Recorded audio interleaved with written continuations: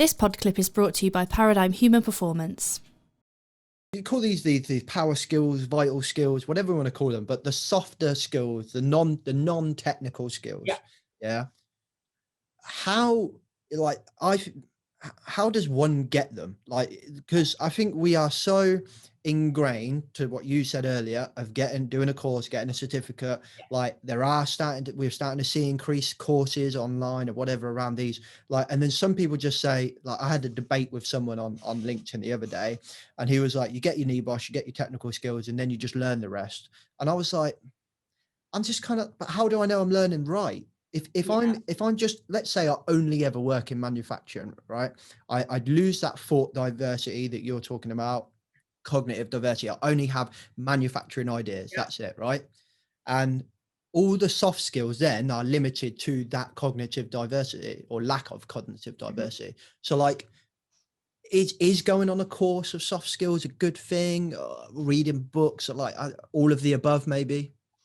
I think that's right. So rather than, I said it earlier, so I think where we normally go with learning and development is we go straight into courses, right? Yeah. So someone's not very confident presenting in front of the board, challenge I'm faced with all the time. Okay, let's stick them on a presentation training course. Yeah. Now, we believe there's 2 steps before that. So there's what we call discover. So this is where curiosity comes in. So first of all, understand, like, what are the skills that you're trying to acquire? So whether you use,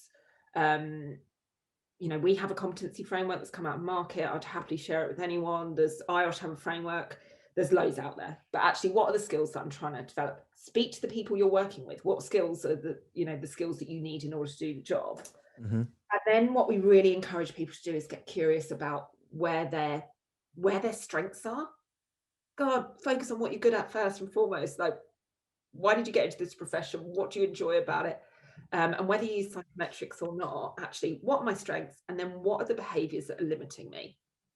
So for something like presentation skills, you could very simply go to, your ability to stand up and present in a structured way. What usually it is a lack of self-confidence. Yeah, definitely. Right. So rather than, you can then put a person with low self-confidence on a presentation training course, and it doesn't actually like make them any better presenting because you've not dealt with the root cause. So we talk about, curiosity and discovery is around becoming really curious about your behaviors and how they impact in your role. So identify what you want to work on. Get feedback from people around you. Ask other people. Are there blind spots that you don't know about? Love that. Yeah. Self-assessment is a really dangerous place, and I've seen it. So self-assessment as in, I need to score 1 to 10 on strategy. I reckon I'm a 9. Yeah. I'm a 9 at all of them. All of them. You must believe how many people. So when we do skills assessment centres, we get people to self-rank at the beginning.